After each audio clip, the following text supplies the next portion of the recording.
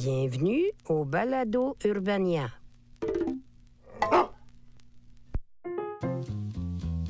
Alors, bonjour et autres salutations accrocheuses tout le monde. C'est une fois de plus le temps des pires moments de l'histoire avec Charles Beauchesne, le podcast qui fait que chaque année, je suis obligé de me taper de la documentation pendant des mois comme Gandalf à la lueur d'une chandelle qui fume sa pipe à proximité de parchemins particulièrement secs et inflammables.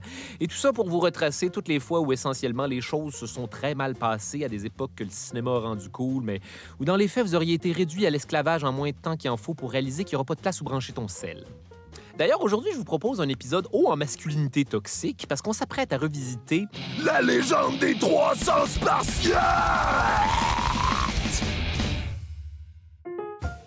Génial, j'en écrase une canette de bière contre ma tête.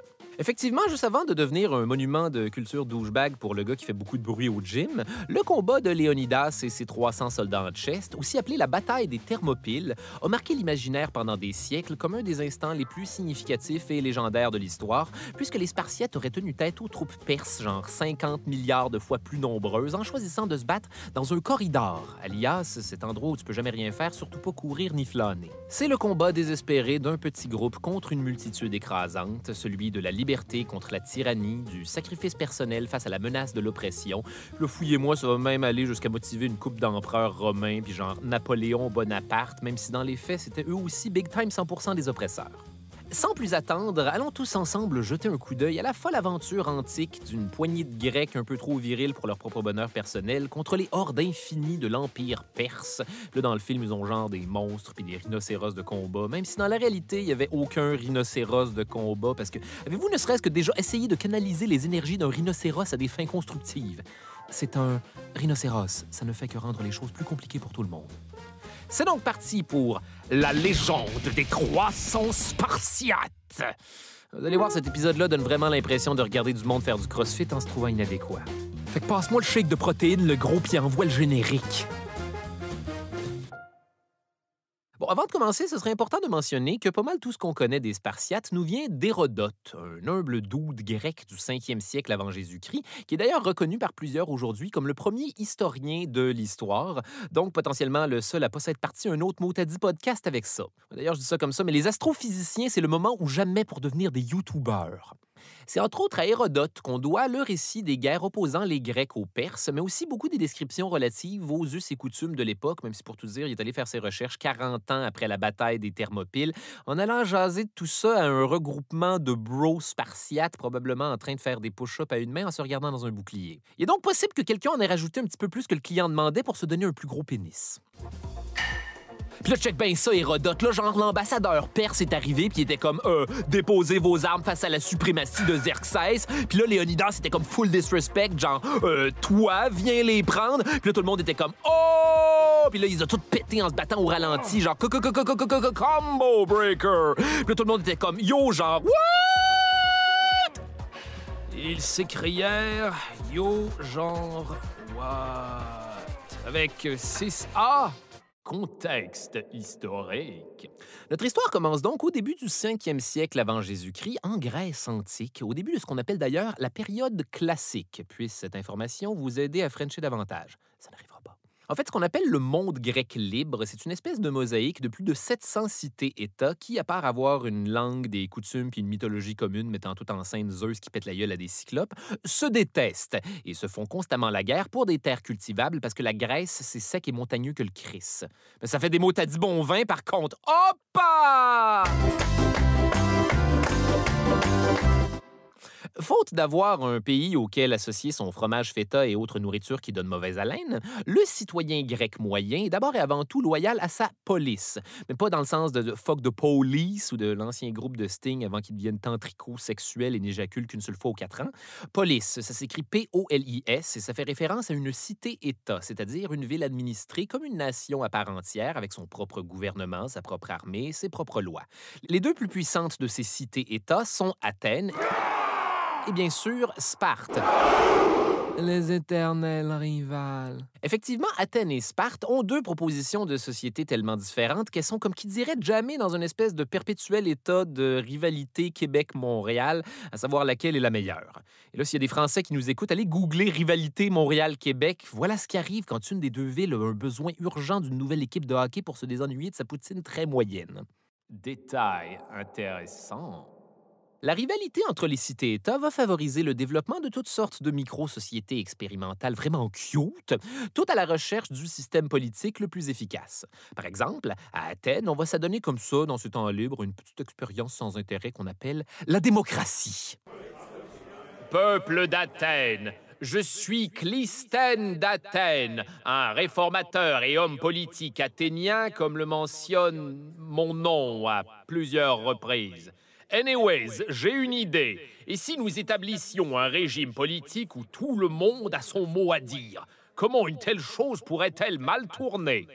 Si je comprends bien, Clisthène, le pouvoir ira en quelque sorte directement au peuple? Mais bien sûr que oui, à condition que le peuple soit citoyen d'Athènes, c'est-à-dire dans la définition excessivement étroite et discriminatoire de l'époque, qui exclut bien sûr les femmes, les étrangers, les esclaves, et n'importe qui n'étant pas prêt à faire son service militaire et mourir au nom de la cité, de façon à ce que moins d'un résident d'Athènes sur 4 remplisse les conditions pour être citoyen. La démocratie, quoi! Quelle excellente idée! Hoppa!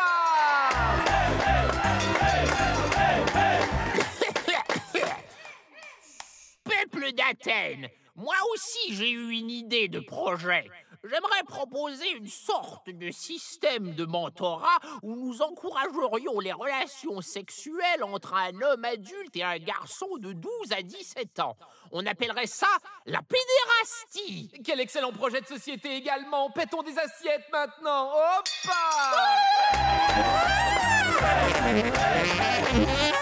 Pendant ce temps, à Sparte, les gens ont préféré opter pour autre chose, mettons.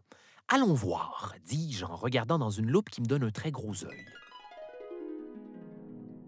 Donc, Sparte est une cité-État située en Laconie, dans l'extrême sud-est de la péninsule du Péloponnèse. Et elle a cette particularité d'être la plus isolée et secrète des cités-États, et coïncidemment, une des plus weird. Effectivement, la société spartiate était entièrement échafaudée autour d'une seule et unique activité, la guerre.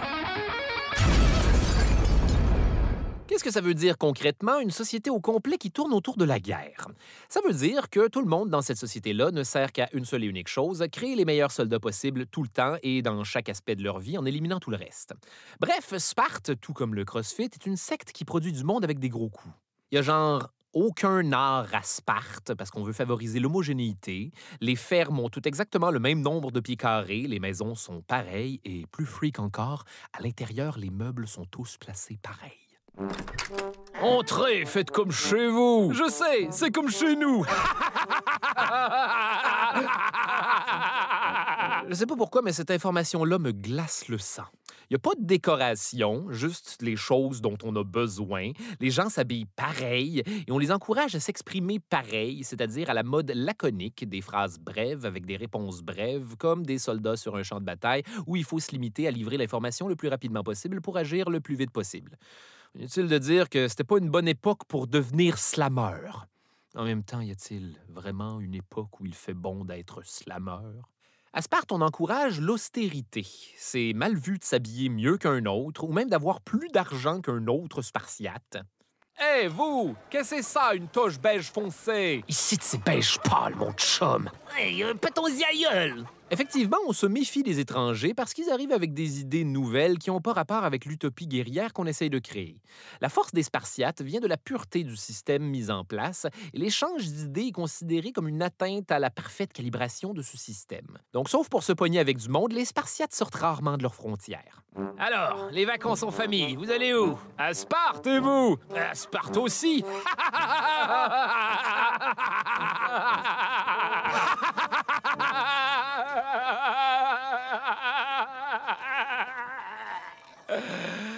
Ah, comme on est bien chez nous. À Sparte, il n'y a pas de marché ouvert, c'est-à-dire qu'en tant que Spartiate, tu n'as même pas le droit de faire une petite vente de garage pour liquider tes vieux bustes de femmes en tits parce que ça voudrait dire moins de temps alloué à faire des push-ups dans la colère. Bon, là, évidemment, vous allez me dire, mais comment tout ça pouvait-il être fonctionnel si tout le monde doit passer 100 de son temps à perfectionner l'art d'être tueur antisocial? Quelqu'un devait bien fabriquer un panier en osier à un moment ou à un autre. Effectivement, la société spartiate était regroupée en 3 types de personnes. Premièrement, ce qu'on appelait les homoioi, ce mot qui pourrait initialement sonner comme quelqu'un qui marche sur un Lego. Mais ça signifie en fait les égaux. Égaux dans le sens de leur vie, c'était d'être des soldats à temps plein pendant que tout le reste est mis entre les mains des perioikoi. Ce mot qui pourrait initialement sonner comme le bruit de quelqu'un qui trébuche à rire et délire. Oups, perioikoi. Les perioikoi ici, c'est une caste de gens libres qui votent pas et qui sont obligés de faire tout le travail manuel des homoioi. Grosse liberté pareil, hein? À ça vont s'ajouter environ 60 000 esclaves qu'on appelle les ilotes, parce que la pierre angulaire de la civilisation spartiate est basée sur avoir suffisamment de soldats pour maîtriser ces fameux ilotes. Eh oui, une nation exclusivement centrée sur le bullying. Alors, les ilotes, on cultive des céréales, à ce que je vois? Oui, ô puissance spartiate. Nous travaillons d'ailleurs très dur là-dessus toute l'année. Mais pourquoi nous appelez-vous les ilotes? Nous sommes des Messéniens et nous serions plus qu'heureux de partager nos céréales avec... Eh bien maintenant, vous vous appelez les ilotes. D'ailleurs, donne-moi ces putains de céréales. Naturellement, c'est ici que les plus malins d'entre vous auront commencé à computer que si Athènes est le berceau de la démocratie, Sparte est plus comme le berceau d'un genre de le fascisme. Quel revirement. À la tête de l'État spartiate, on trouve ce qu'on appelle les éphores. Il doit y avoir une joke à faire avec ça, mais ça semble demander beaucoup d'efforts. Les éphores, pas de F avec un PH, c'est un regroupement de 5 Spartiates différents élus à chaque année, dont la job, c'est de faire respecter les lois de Sparte. Tout le monde était encouragé à se rendre auprès d'eux pour dénoncer tout comportement anti-spartiate. Et c'était aussi la job des éphores d'aller inspecter la forme physique de la jeunesse de Sparte tous les 10 jours pour s'assurer que tout le monde reste plus tête qu'un loup-garou dans Twilight. Sparte n'étant définitivement pas l'endroit pour se récompenser avec un petit gelato. Et en plus de toute cette merde, Sparte, c'est une monarchie héréditaire, mais avec une twist. 2 rois en même temps. Et oui, il y avait un 2e roi 100% fonctionnel pour surveiller le premier roi qui lui surveillait le 2e roi juste pour être sûr que personne ne devienne un despote dans un état déjà amplement despotique. Hé, roi de Sparte! Qu'y a-t-il, autre roi de Sparte? Avez-vous été un despote aujourd'hui? Pas spécialement, et vous? Ni plus ni moins que n'importe quel roi à notre époque. Eh bien, dans ce cas, nous nous reverrons une fois de plus demain à la même heure pour vérifier. Ne me dis pas quoi faire, espèce de despote! Comment pouvait-il espérer accomplir quoi que ce soit dans une journée?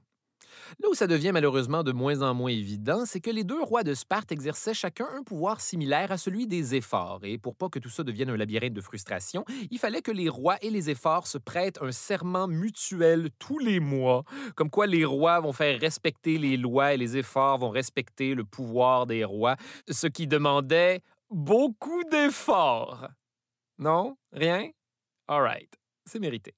Donc, tel que statué le mois dernier, tout le monde se respecte, right? Pourvu que vous respectiez les lois, sire, et que vous ne deveniez pas un despote. Attention, ce n'est pas à vous de juger ça, mais bien au 2e roi de Sparte. Ne me dis pas quoi faire, espèce de despote! Oh, attendez, on l'avait presque! Chose certaine, le pouvoir à Sparte reposait sur l'idée que, du berceau à la tombe, la vie des citoyens de Sparte était régie par l'État, pour l'État, avec comme seul objectif de créer des guerriers parfaits. Pour vous donner une idée, il y avait seulement 2 types de personnes à Sparte qui pouvaient avoir une pierre tombale à leur nom, les soldats morts au combat ou les mères mortes en accouchant parce que techniquement, les 2 ont donné leur vie pour l'État. Jeez. Détail dark. À Sparte, la seconde où tu sortais du ventre de ta mère t'appartenait à l'État. Ça veut dire que tu étais automatiquement inspecté par un vieux monsieur spartiate expert en bébé, et cette phrase-là sonnait bien moins pire à l'écrit. Si tu étais plus petit que le bébé spartiate moyen, que tu manquais de vigueur, que tu étais malade ou que tu présentais une quelconque anomalie selon des standards de vieux monsieur, tu étais considéré comme un bébé qui n'avait aucune chance de survivre à la rigoureuse vie spartiate, alors on t'emmenait sur le flanc d'une falaise sacrée pleine de squelettes de bébés où on te laissait rejoindre tes semblables. Et ça, c'était jour 1. Si au contraire, le vieux monsieur spartiate te donnait le go comme bébé, à l'âge de 7 ans, l'État prenait officiellement en charge ta formation en tant que futur spartiate dans une autre espèce de rituel initiatique pas d'allure, la go-gay. Détail de plus en plus dark. L'agogé, aussi appelée l'éducation spartiate, c'était le processus pour former les meilleurs guerriers du monde antique. Ouais, disons qu'on est pas mal loin des bulletins en code de couleur puis des autocollants scratch and sniff. Les enfants spartiates sont ainsi retirés à leurs parents, on leur donne une pièce de linge qu'ils vont porter pendant des années, 0 chaussures, et on les met entre les mains d'un instituteur de l'État qui va assurer leur éducation scolaire de base, mais avec une autre de ces fameuses twists spartiates, la discipline est maintenue par les autres enfants un petit peu plus vieux et plus tough. L'idée, c'est justement d'utiliser le potentiel de cruauté naturelle des enfants pour qu'ils s'endurcissent entre eux et apprennent à répondre aux ordres sous peine qu'un autre Spartiate plus motivé devienne ton problème. Vous souvenez-vous à quel point tout le monde était des merdes à l'école primaire? Les enfants sont continuellement encouragés à exploiter et à profiter des faiblesses les uns des autres. 12 ans de juste cette affaire-là. Le sommeil devait être si léger. Tout est constamment un test pour t'apprendre la discipline militaire, l'habileté et l'endurance. Les enfants sont régulièrement fouettés en groupe avec une interdiction formelle de pleurer ou de démontrer de la douleur sous peine d'être fouettés davantage. Et jamais une solution n'aura été autant un problème avant de redevenir une solution avant de redevenir un problème. C'est considéré comme tellement normal par la société spartiate que la plupart du temps, les parents se pointent pour assister à ces démonstrations-là comme au spectacle de Noël de l'école.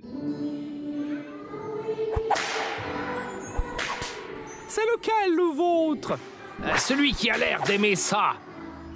Je ne sais pas si c'est normal, mais... Oh, si j'ai tort, je ne veux pas avoir raison. Fuck oui! Les jeunes Spartiates sont également toujours sous-alimentés afin de les encourager à survivre en volant de la nourriture, mais avec une autre twist. Si tu te fais pogner, on va te fouetter, non pas pour avoir volé, mais pour avoir été un mauvais voleur. C'est un cauchemar.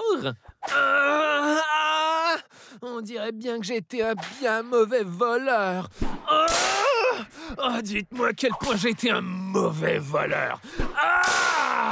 Le philosophe Plutarque rapporte d'ailleurs l'histoire d'un kid qui aurait volé un bébé renard pour le manger en le cachant dans sa toge. Évidemment, il va se faire pogner aussi facilement que quelqu'un qui a un renard dans le chandail. Mais plutôt qu'avouer qu'il avait volé, il va laisser l'animal lui déchirer la peau jusqu'à ce qu'il en meure. Et vous m'excuserez, mais le détail qui me choque surtout dans toute cette histoire-là, c'est qui mange du renard? Personne ne sera surpris d'apprendre que beaucoup d'enfants mouraient dans leur parcours scolaire, entre guillemets, et les choses faisaient juste devenir de plus en plus rough en vieillissant. Éventuellement, on leur apprenait le maniement des armes dans des conditions moins sécuritaires que jamais, et c'était ça l'objectif. Tout est une constante sélection des meilleurs, et si tu meurs, c'est simplement que tu n'avais pas ce qu'il fallait. Une dernière petite couche de dark dans ce détail, et après on a fini. Une des épreuves finales de l'agogé, c'était de t'évader dans la nuit et d'assassiner un esclave ilote à main nue. Les jeunes Spartiates étaient donc encouragés à se trouver un ilote particulièrement avantagé sur le plan esthétique et ou intellectuel, l'idée derrière ça étant aussi chienne qu'empêcher la société ilote de progresser en ne gardant que les plus laids et ou d'homasses, en allant l'étrangler un de ces soirs. En fait, le deal avec ça, c'était de t'enseigner à être un assassin furtif. Donc, si tu te faisais pogner à étouffer le pauvre ilote qu'on t'a ordonné de tuer sous peine d'être fouetté, pour faire changement, on te fouettait.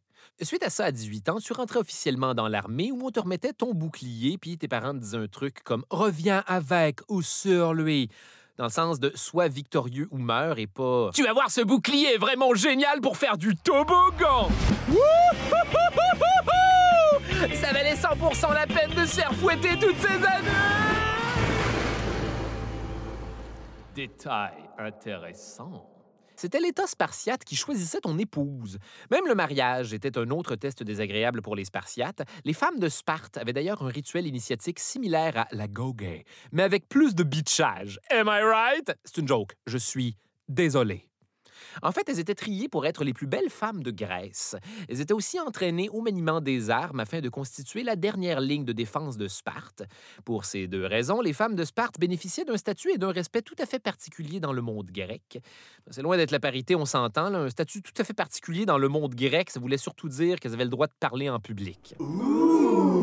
Mais aussi de refuser un mari qui serait capable de vaincre physiquement. Ça sonne féministe sur le coup, mais la logique derrière tout ça, c'est que si tu te faisais battre par une femme, tu méritais pas de te marier. Sparte est nul autre que le pire endroit, même ce qui sonne féministe et sexiste.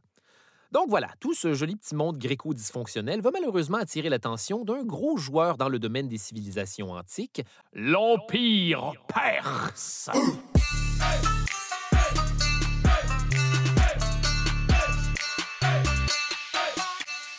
Alors, l'Empire perse du roi Darius de la dynastie achéménide, c'est le plus vaste empire de l'époque, qui s'étend de l'Inde à l'Égypte et inclut toute l'Asie mineure pour un total de 28 nations sous sa bannière, ainsi que d'infinies richesses et ressources. L'Empire va donc éventuellement s'étendre jusqu'à annexer des colonies grecques en Ionie, ce qui va beaucoup déplaire aux Grecs de la région et les pousser à se révolter dans ce qu'on appelle la révolte ionique. Comme c'est ionique. Hihi. Détail intéressant. Quand les ambassadeurs perses arrivaient dans une cité-État, ils demandaient qu'on leur fasse une offrande d'eau et de terre. Pas parce qu'ils avaient voyagé longtemps puis qu'ils avaient besoin d'une petite gorgée d'eau puis d'une bonne bouchée de terre, mais bien parce que ça représentait symboliquement l'abandon de tout droit sur les terres, ainsi que tous les produits de la terre à l'Empire perse.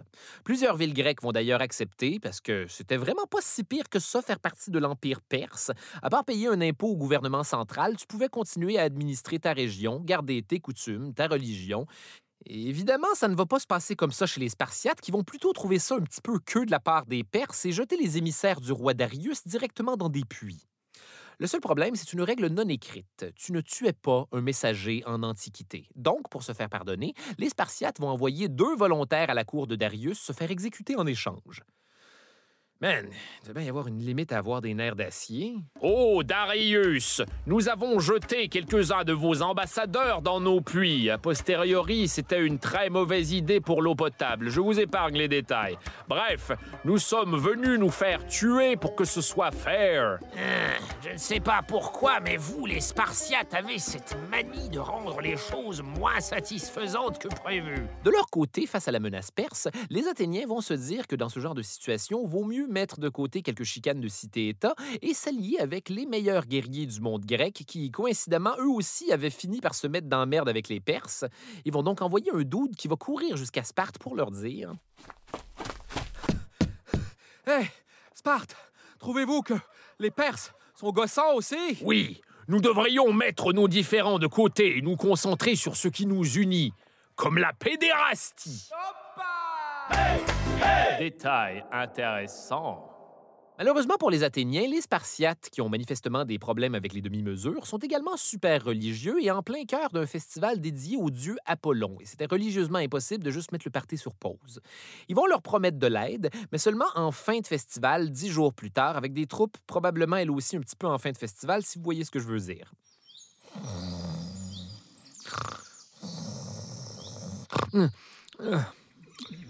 Ah, quelle belle journée. Ouf, le soleil est déjà bien haut dans le ciel.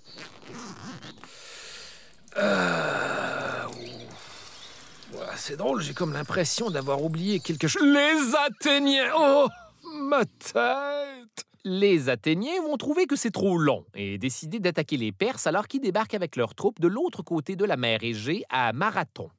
Et ça va, contre toute attente, être un succès phénoménal. Les Perses sont complètement pris les culottes baissées. Ils n'ont même pas le temps de débarquer leur cavalerie qui vont se retrouver encerclés par les Grecs. Et d'après Hérodote, plusieurs vont se faire couper les mains en essayant de rembarquer dans les bateaux. Ah! Mes mains! L'élément essentiel pour embarquer dans un bateau! Détail dark. Pour annoncer la victoire à Athènes, les troupes présentes à Marathon vont envoyer un messager particulièrement motivé qui va courir 42 km jusqu'à la ville. Il va avoir le temps de crier « On a gagné !» avant de mourir stupidement d'être trop essoufflé. C'est d'ailleurs suite à cette mésaventure que les gens courent des marathons de 42 km, sauf que la seule personne qui meurt, c'est nous, d'ennui de vous entendre parler de votre crise de passe-temps qui intéresse personne. Bien évidemment, Darius Ier va vouloir se venger de tout ce satané monde grec libre, mais il va comme manquer de temps dans les années qui vont suivre et mourir. Et pour manquer de temps, c'est manquer de temps. La vengeance perse va donc être portée par son fils qui vaut très cher au Scrabble, Xerxès. La légende voulait que le jeune Xerxès combattait des lions dans la cour du palais, mais en même temps, ça sonne exactement comme le genre de choses que diraient les gens de l'époque quand ils en beurraient épais comme seuls les professeurs d'un empereur perse pouvaient le faire. Et maintenant, mon prince, pour votre examen final, que l'on lâche les lions.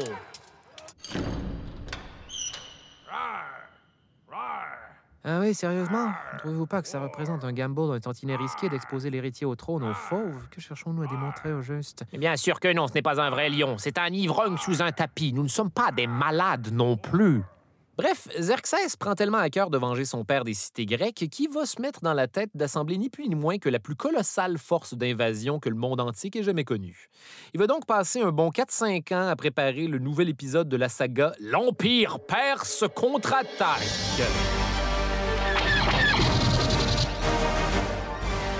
Il va rassembler des ressources des 4 coins de l'Empire, faire construire des bateaux, mais surtout réunir tous les soldats à sa disposition pour former une armée dont l'ampleur était jusqu'ici inédite. Détail intéressant. Si on se fie à Hérodote, l'armée de Xerxès comptait dans les millions de soldats et ses membres étaient assez nombreux pour assécher des rivières en les buvant. Bon, évidemment, les historiens d'aujourd'hui s'entendent pas mal pour dire qu'Hérodote se la jouait un peu trop petit Joe violon puis que la force d'invasion de Xerxès était pas mal plus dans les 250 000 à 300 000 hommes, sans compter que les rivières ne fonctionnent absolument pas comme ça. Pendant ce temps, du côté des cités libres grecques, étant donné que ça fait quand même un bout de temps que Xerxès est aussi slick avec son plan d'invasion qu'une personne qui voyage en gang de 300 000, les Athéniens avaient eu l'idée d'organiser un meeting à l'isthme de Corinthe pour créer une coalition des cités-États où Sparte agissait à titre de chef militaire, même s'ils avaient pas mal brillé par leur absence la dernière fois parce qu'ils avaient des billets pour le Apollon-Palooza.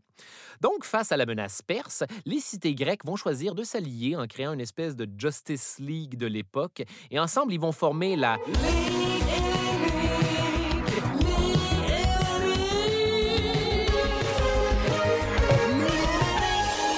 avec Athènes, le cerveau de l'opération, Sparte, le muscle, ainsi que plusieurs autres, comme genre Corinthe, un peu moins haute, mais on a des raisins! Au secours, les Galéniques! Vous êtes notre seul espoir! Les Galéniques!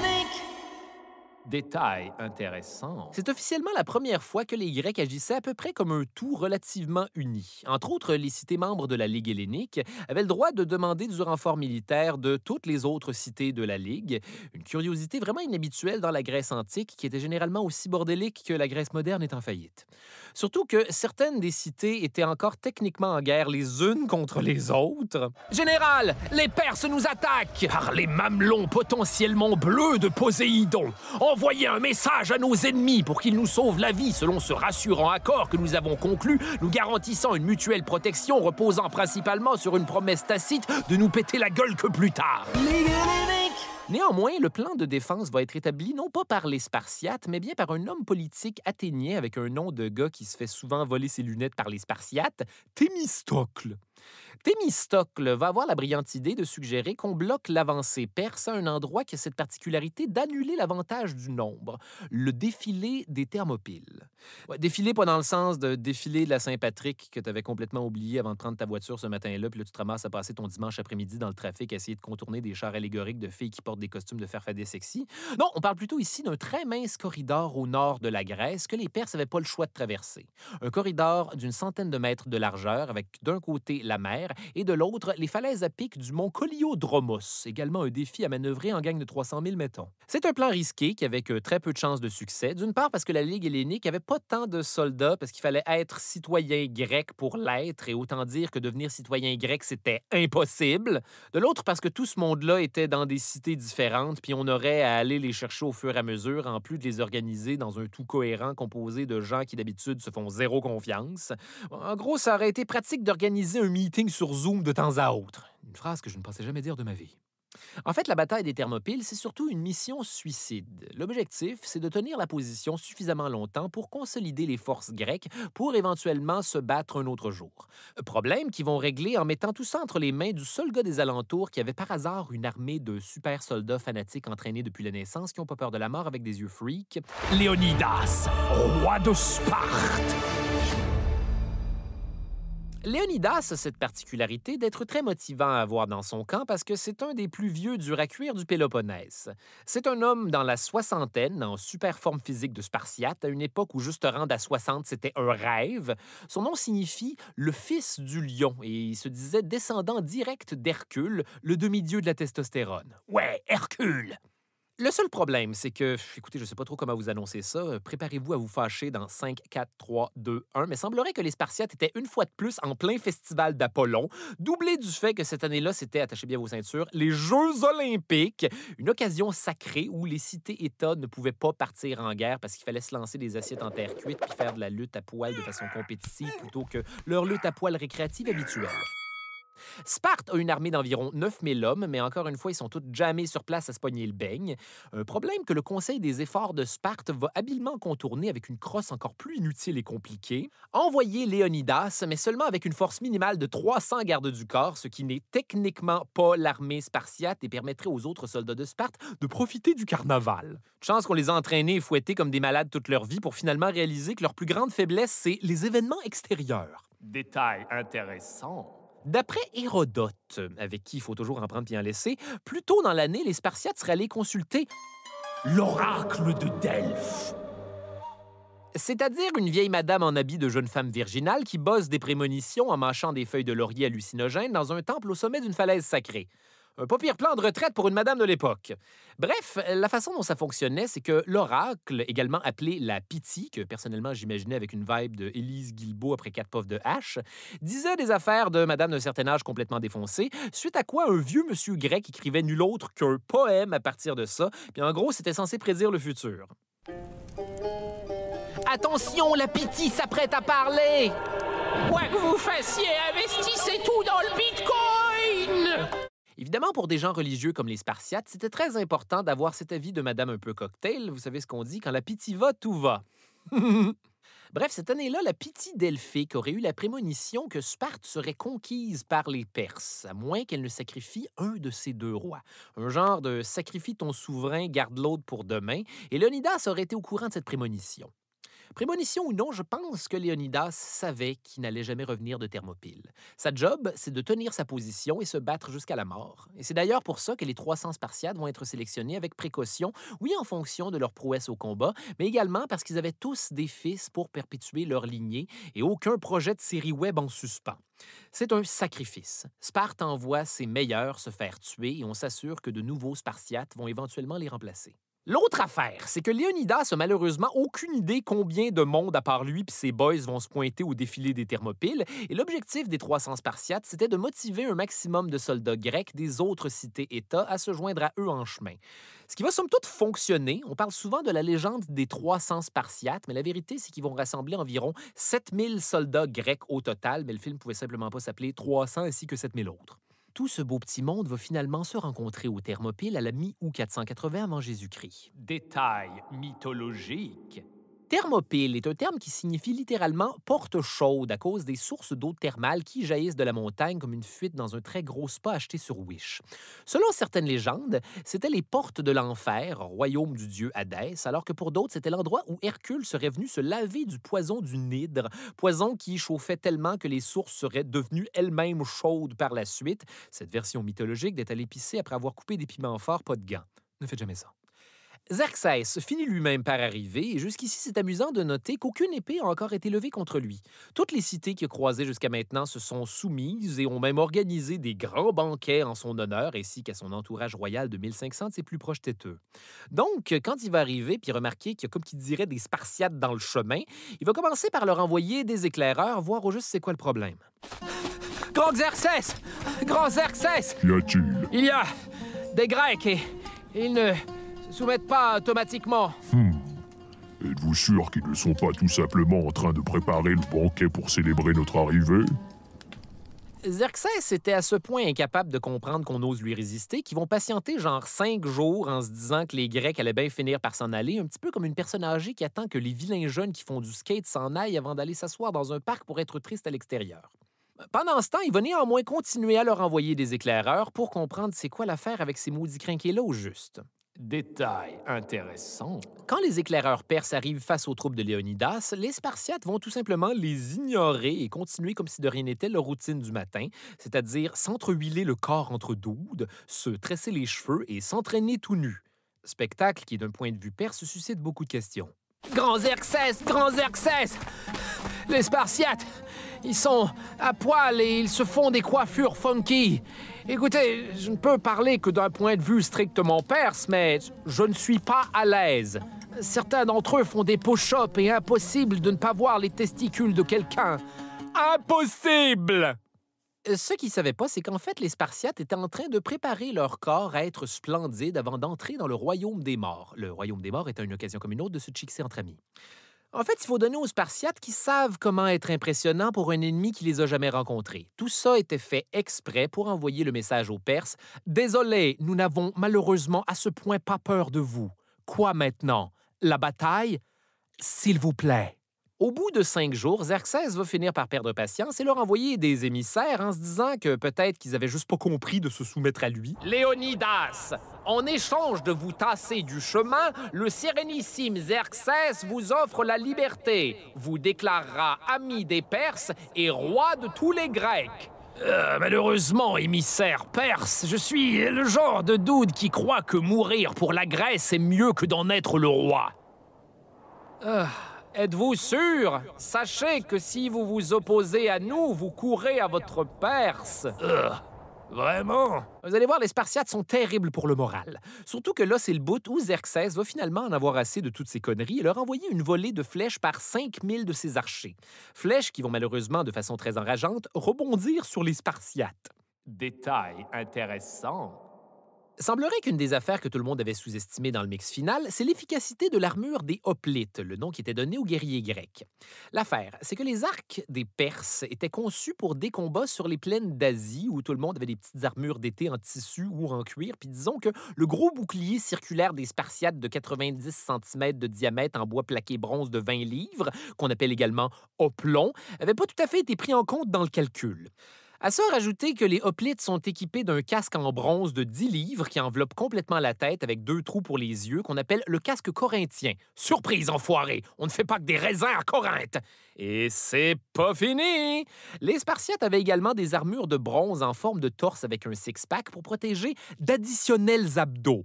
Et pour les autres 7000 hoplites, c'était plutôt d'humbles cuirasses de plusieurs épaisseurs de tissu, de cuir et de minces lamelles de bronze afin de créer tout bonnement une espèce de Kevlar antique. Donc, grosso modo, les flèches perses passaient pour de vulgaires dards en mousse de fusil à fléchettes neuves des années 90. Complètement furax, Xerxès va de plus en plus entrer en mode gars qui se battent par sa blonde à Mortal Kombat et décider de leur envoyer une charge de 10 000 soldats d'infanterie légère. Et ceux-ci vont malencontreusement vivre une expérience très immersive de foncer tout droit sur les Spartiates. Détail intéressant. En plus de leur armure anti-perse, les hoplites étaient armés de longues lances de 6 à 9 pieds, le dori. Ils avaient aussi ce qu'on appelle un xiphos, une épée courte au cas où tu pètes ton dori ou si les rangs sont brisés, mais l'affaire, c'est que ça n'arrivait jamais. La formation d'attaque des Grecs dans laquelle les Spartiates excellent se nomme la phalange. On parle ici de pelotons rectangulaires de 8 hommes de largeur par 4 rangées d'épaisseur où tout le monde se tient épaule à épaule de façon à créer un mur de bouclier où tu es constamment protégé par une partie du hoplon du gars à côté de toi. Puis à partir de là, les 2 premières rangées de la phalange attaquent de façon coordonnée avec leurs lances, du haut comme du bas, pendant que les autres en arrière les maintiennent en place en leur permettant de se relayer pour un peu plus de Dory action. Détail dark. Entre en scène l'efficacité martiale de Sparte. Ouais, ça aurait été long, mais on y est. Souvenons-nous que c'est la première fois que les Spartiates affrontent les Perses. Ils vont réaliser assez vite que le jeu vidéo est à easy. Le problème pour les Perses, c'est que malheureusement, à cause de l'étroitesse du passage, tu peux pas te battre avec plus d'hommes que ceux qui sont en première ligne, peu importe à quel point tu en as en arrière. Et dans le cas présent, les premières lignes de combat des Grecs sont occupées par des Spartiates qui ne demandent que ça dans la vie et qui vont instantanément les déchiqueter comme dans un hachoir à viande. Xerxès a beau continuer à envoyer des soldats, ça ne fait que rendre son armée encore plus maladroite en glissant sur leurs confrères morts comme sur des peaux de bananes de dessin animé, et beaucoup vont tomber de la falaise et se fracasser sur les récifs sans même avoir été un peu proche de se faire broyer par un Spartiate. 1000 Perses vont mourir dans le premier assaut seulement, et je vous rappelle qu'ils vont passer la journée à se tapocher que ce n'est que le premier assaut d'une bataille de 3 jours. Détail dark dans un autre détail dark. Détail darkception. Xerxès s'était apparemment fait monter son trône en haut d'une falaise pour observer la bataille, pendant que des scribes à ses côtés prenaient des notes sur qui ne combattait pas avec assez de vigueur et serait fouetté plus tard comme tout ce qui faisait pas son affaire finalement. Vous n'oublierez pas de rajouter celui-là, là-bas. Ce n'est pas tant qu'il ne combat pas l'ennemi, c'est juste que son cœur n'y est pas, c'est évident. Lequel, Majesté? Il y a genre 10 000 personnes à l'endroit où vous pointez, sans compter que même si je retrouve miraculeusement le soldat individuel que vous voulez punir plus tard, je ne connais assurément pas son nom. Je suis scribe, pas magicien, ô grand Xerxès. Bon, de toute façon, il est mort. Éventuellement, à la fin du carnage initial, les Perses vont trouver que c'est peut-être pas nécessairement une bonne idée de juste continuer à envoyer des doudes comme des élèves dans un cadre de porte le jour du début des vacances de Noël. Alors Xerxès va changer de stratégie et passer un appel à l'élite parmi ses guerriers, les Immortels. Mais pourquoi ne pas les avoir envoyés en premier lieu au lieu de nous laisser mourir comme des... De retour à un détail intéressant. Les Immortels, c'est un cadre d'infanterie perse lourde armée, à l'image des hoplites, de lances et de boucliers. Hérodote les appelle les Immortels parce qu'apparemment, c'était une force qui comprenait en tout temps 10 000 hommes. Et à chaque fois qu'un d'entre eux était blessé ou tué, un autre doude devenait un Immortel à sa place pour un total de 10 000 hommes encore une fois. Vous comprendrez que les Immortels sont plus mortels que jamais. Les Spartiates vont en faire du jus d'orange parce qu'entre autres, les lances des Immortels sont plus courtes et leurs boucliers sont en osier, alias le matériel pour faire des paniers de pique-nique. L'osier ne fait rien! Devrais-je prendre ce bout en note, sire? Oh, si seulement on avait un rhinocéros. Début du 2e jour. L'aube. Les fouets claquent. Les troupes perses se mobilisent devant Léonidas. Ceux en arrière crient « En avant !» Ceux en avant crient « Non, non, non, non, non, non, non, non, non, non, non, non, non, non !» De son côté, Xerxès arrive de bonne humeur en se disant qu'étant donné que les Grecs étaient peu nombreux, beaucoup d'entre eux devraient être blessés ou plus en état de combattre. La réponse est non. Ils sont plus en forme que jamais et la 2e journée va être encore pire que la première. Détail dark. Il y avait tellement de cadavres de Perses au sol que les troupes de Xerxès ne pouvaient plus avancer, sans compter que c'était plutôt downant pour le moral. Donc, ils vont être obligés d'envoyer avant chaque assaut un détachement spécial pour faire le ménage et au moins enlever une petite couche de Perse, que ça fasse moins désordre. J'espère vraiment que c'était avec le gros balai super large du concierge de mon école secondaire. Tout le monde voulait manier ce balai-là. Xerxès revient donc à son camp début PM en se frottant les tempes comme un gars qui se demande ce qu'il va bien faire à cette heure. Mais heureusement pour lui, c'est pile à ce moment-là qu'une excellente nouvelle va lui être amenée par un dénommé Éphialtès, qui est soit un espion grec déloyal, soit un berger, soit un gars qui n'a jamais existé. Toujours est-il que quelque chose va lui révéler l'existence d'un chemin pseudo-secret qui contourne le mont Koliodromos et lui permettrait d'éluder ces maudits Spartiates pour les prendre à revers. Xerxès envoie donc un de ses fameux détachements de 10 000 soldats pour faire de la randonnée pédestre en pleine nuit. Évidemment, Léonidas était au courant qu'éventuellement quelqu'un allait trouver ce chemin-là, puisque, je vous le rappelle, il est pseudo-secret, et il avait stationné là, en cas d'urgence, un bon vieux et fiable bataillon de 1000 Phocéens en qui on peut toujours avoir confiance. Aucune chance que les Phocéens chient complètement ça. Détail stupide. Les Phocéens vont complètement chier ça. Quand ils vont voir s'approcher les Perses, leur premier réflexe, ça va être de se replier jusqu'à leur cité-État en pensant que c'est ça qu'ils allaient envahir, donnant lieu à une situation de type « Ha ha! Il ne reste plus qu'à attendre ces stupides Perses maintenant. J'ai déjà hâte d'entendre les félicitations de Léonidas qui dépend présentement de nous pour garder le passage de... » Oh, qu'est-ce qu'on va se faire engueuler? Léonidas est informé de tout ceci. Putain de phocéen! Et réalise que c'est le last call pour lui et les Grecs. Il va donc ordonner un retrait progressif des troupes pendant que lui et les Spartiates allaient rester et tenir la ligne de défense jusqu'à la mort. En fait, non, ils vont pas être complètement seuls. Il y a aussi une troupe de genre 700 Thespiens ainsi qu'une poignée de Thébains qui vont rester avec eux. Mais mettons que c'est pas ces gars-là qui vont renverser la situation. Le film ne s'appelle pas 300 ainsi qu'une poignée de Thébains. Personne ne sait exactement pourquoi Léonidas décide de rester. L'hypothèse évidente, c'est pour faciliter la retraite grecque, quoique peut-être que le roi des Spartiates avait des motivations additionnelles de Spartiates pour motiver son choix de crise de fou de Spartiates. C'est peut-être une histoire de prophétie ou le simple fait d'avoir compris quel genre de légende il allait laisser, que c'était irrésistible pour un Spartiate comme Sugar Bear et ses satanés Sugar Crisp. Légalement, on a le droit de dire ça, right? Chose certaine, Léonidas va préparer ses hommes avec une de ses fameuses citations laconiques qui va devenir totalement virale 2500 ans plus tard. Spartiates! Faites-vous à déjeuner et allez-y extra bacon, parce que ce soir, nous dînons en enfer! Est-ce qu'on parle d'un dîner chaud ou de quelque chose de plus léger comme un antipasto? Vraiment? Le 3e jour. On sait peu de choses sur ce qui s'est vraiment passé le matin du 3e jour. Hérodote a slacké sur ce chapitre-là, mettons. Mais une des versions, c'est que Léonidas et ses Spartiates, sachant que c'était la fin, seraient sortis de la protection du corridor des Thermopyles pour aller affronter les Perses et en tuer le plus possible. À midi, leur phalange était rompue et la plupart des lances étaient brisées. C'est le moment idéal pour utiliser son Xyphos, tout le monde! Ouais! Oh! Léonidas aurait été atteint d'une flèche tôt dans l'affrontement, et là, les deux camps vont zigonner d'un bord puis de l'autre pour le reprendre comme deux écolières sur une poupée ou de la cocaïne. Je sais plus où en sont les enfants aujourd'hui. Là, les immortels vont débarquer, ça va être le bordel, parce qu'évidemment, ils vont être plus que jamais en mode « Tiens, tiens, tiens, on dirait bien que l'osier contre-attaque! » Et là, éventuellement, Xerxès va se tanner une dernière fois et faire pleuvoir des flèches sur les Spartiates jusqu'à ce qu'il en reste plus un seul debout. Suite à ça, il va faire couper la tête de Léonidas et crucifier son corps on the side. En fait, Xerxès a aussi perdu 20 000 hommes, mais il va être obligé de perdre beaucoup de temps à tous les enterrer avant de faire passer le reste de ses troupes, juste pour faire comme si tout était prévu depuis le début. Les Perses parviennent jusqu'à Athènes et la ville est entièrement brûlée. Ouais, on oublie souvent que la bataille de Thermopyles, c'est surtout l'histoire d'une défaite. Mais...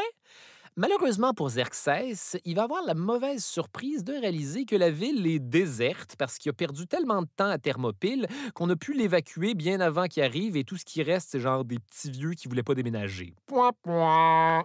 De plus, le sacrifice de Léonidas a permis de sauver la vie de 3000 soldats grecs qui vont tous se rassembler avec Thémistocle à l'isthme de Corinthe avant d'attirer les bateaux de ravitaillement des Perses dans la baie de Salamine en faisant semblant de se rendre, mais en fait, tout ceci n'était qu'un plan pour les encercler et les couler en leur fonçant dedans avec des bateaux équipés de béliers en bronze. Xerxès se retrouve donc jamais en Grèce avec une grande armée qui peut même plus nourrir et finalement, tout ce qu'il va pouvoir faire, c'est de façon tout à fait anticlimatique. Eh bien, retournons à la maison, j'imagine. Le fin mot de l'histoire avec un grand H. Pour plusieurs aujourd'hui encore, la bataille des Thermopyles, c'est un de ces instants historiques où la légende s'est écrite par son propre concours de circonstances. Ce qui vient résonner dans l'histoire, c'est surtout la légende du sacrifice des Spartiates, l'idée qu'il vaut mieux être mort que non libre.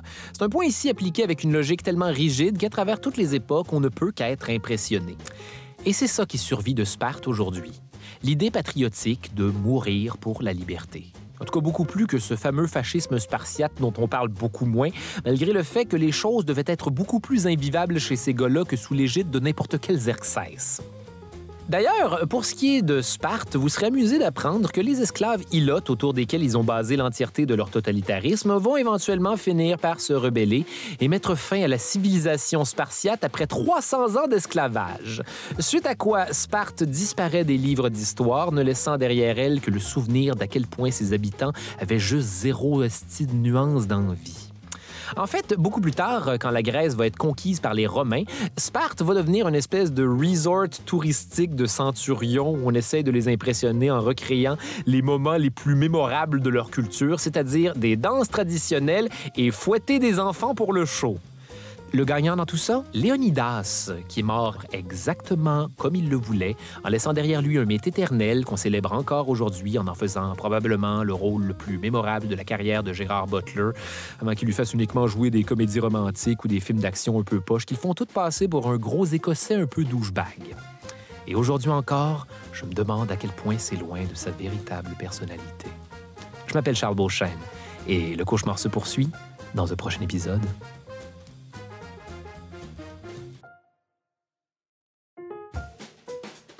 Les pires moments de l'histoire avec Charles Beauchesne est une idée originale de Charles Beauchesne. Au texte et à la recherche, Charles Beauchesne, mais coudonc, Audrey Rousseau et François de Grandpré. À la réalisation, Barbara Judith Caron. Au montage, Alexandre Sarkis. À la prise de son, Vincent Cardinal. À la coordination post-production maintenant, Mylène Fraser. Producteur exécutif, Raphaël Huismans et Philippe Lamarre. Les pires moments de l'histoire avec Charles Beauchesne est une production d'Urbania. Vous venez d'écouter un podcast Urbania.